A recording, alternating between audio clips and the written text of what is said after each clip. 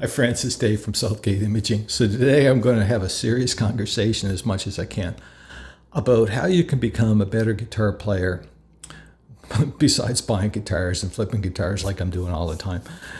The best way I found to improve my playing is go to a jam on a regular basis. So you're around like-minded players. Ideally, you'll find a jam with people at kind of a similar talent level, I guess, if you want to put it that, or playing style.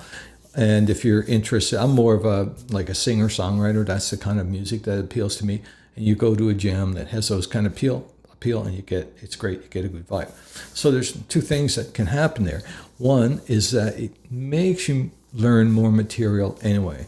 So you're going to the jam and you're like, okay, I got to have something new. What I'm going to bring with me, and that's the first thing. The second thing is they have a sock theme. So they every week someone draws a title out of one a week, a title for next week's jam, a theme for the next week's jam. So then you go home and you want to have maybe one song like around that theme. If there's some that are easy, that's great. So in this video, I'm going to talk about how to keep it fresh.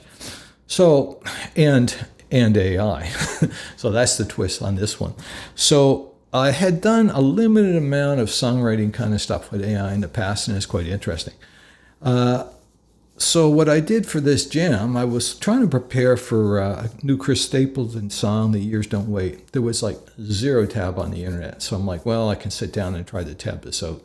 But I'm like, I did find the chord progression on one site. And I'm like, oh, they're right. I can work with that. But I'm like, oh, let's try chatgpt. So I worked through it with chatgpt.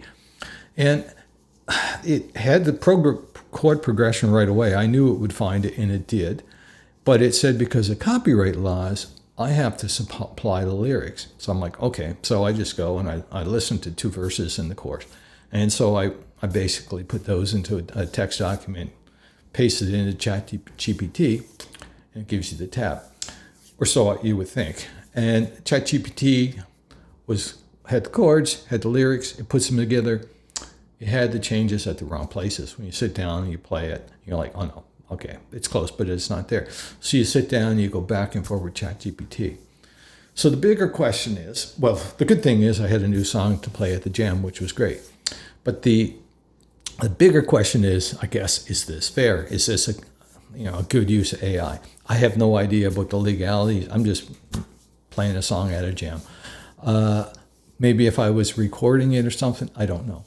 But when you think about it, I mean, my view is, the Rolling Stones are probably the perfect example, right? They ripped off, a lot of blues licks, a lot of blues from a lot of players from over the years, and they actually made a mint doing it. And we look back at it and say, well, that's okay. Well, really, to be honest, in my case, all ChatGPT was doing was being my scribe. It wasn't really doing anything intuitive. It wasn't adding anything to the value. It was really just, being a scribe at a certain point. So, that in this case was fine. Anyway, so the bigger question is, what do you think about it? And let me know in the comments if it's cheating, if you think it's good, if you think it's bad, if you think it's the way forward, let me know. And again, if you like this video, please like and subscribe. And the next one I'm going to do is my sock theme. So stay tuned for that.